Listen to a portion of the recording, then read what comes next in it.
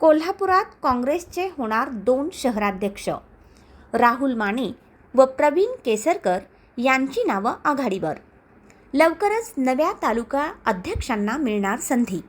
2029च्या पार्श्वभूमीवर संघटन सृजन अभियानातून सतेज पाटील यांची तयारी. नमस्कार, मी संचिता नितीन खोत, SP न्यूज चॅनलमध्ये आपले स्वागत आहे. आज आपण कोल्हापूर जिल्हा काँग्रेस कमिटीमधील एका महत्त्वाच्या आणि चर्चेच्या विषयावर बोलणार आहोत.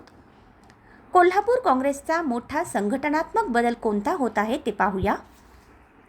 कोल्हापुरात काँग्रेसचे आता एकाऐवजी 2 शहराध्यक्ष होणार आहेत. नगरसेवक राहुल माने आणि प्रवीण केसरकर यांची नावं आघाडीवर आहेत. 2029च्या विधानसभा आणि महापालिका निवडणुकीची तयारी आणि पक्ष संघटन मजबूत करण्यासाठी आमदार सतेज पाटील यांनी संघटन सृजन अभियान प्रभावीपणे राबवण्याचे ठरवले आहे.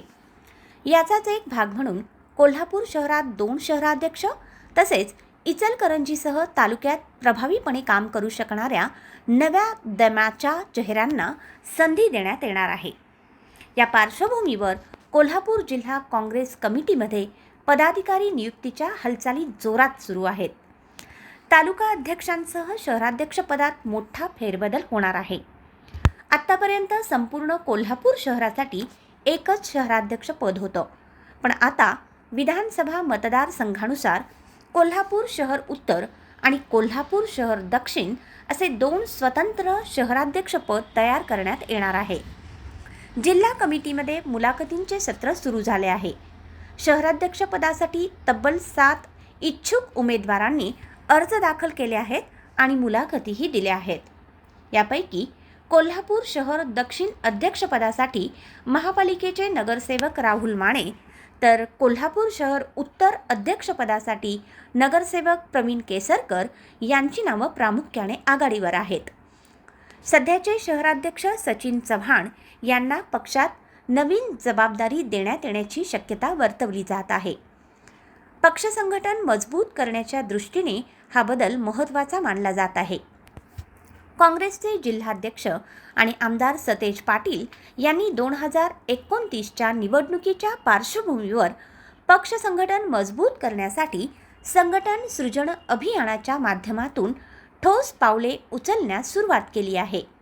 या अभियानात अंतर्गत खासदार प्रतिभा धानोरकर, प्रवक्ते सचिन सावंत, नंदकुमार कुंभार, राहुल गायकवाड, सुनील मलके, राहुल वर्धा यासह मुख्य निरीक्षक जयशंकर पाठक यांनी कोल्हापूर दौरा केला आणि इच्छुक उमेदवारांच्या मुलाखती घेतल्या. आमदार सतेज पाटील यांनी यापूर्वीच स्पष्ट केले आहे की निवडणुका हा एकच विषय नाही, पक्षाची बांधणीही तितकीच महत्त्वाची आहे. प्रत्येक जाती धर्मातील व्यक्तीला योग्य प्रतिनिधित्व मिळावं यासाठी प्रयत्न करणार आहोत.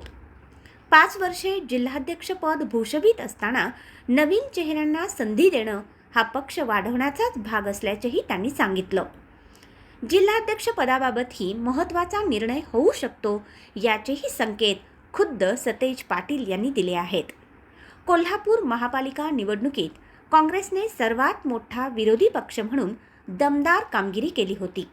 आता शहराध्यक्षपदाची विभागणी आणि नवीन नेतृत्वामुळे पक्षात नवीन ऊर्जा निर्माण होईल अशी अपेक्षा कार्यकर्त्यांमध्ये व्यक्त होत आहे. लवकरच 2 शहराध्यक्षांच्या नियुक्तीची घोषणा लवकरच होण्याची शक्यता आहे. त्यामुळे कोल्हापूर जिल्ह्यातील काँग्रेस संघटनेला नवी गती मिळेल असे पक्षसूत्रांचे म्हणणं आहे. मित्रांनो, राजकारणात संघटन मजबूत केल्याशिवाय यश मिळत नाही. सतेज पाटील यांची ही तयारी 2029साठी किती प्रभावी ठरते हे पाहणं महत्त्वाचं ठरेल.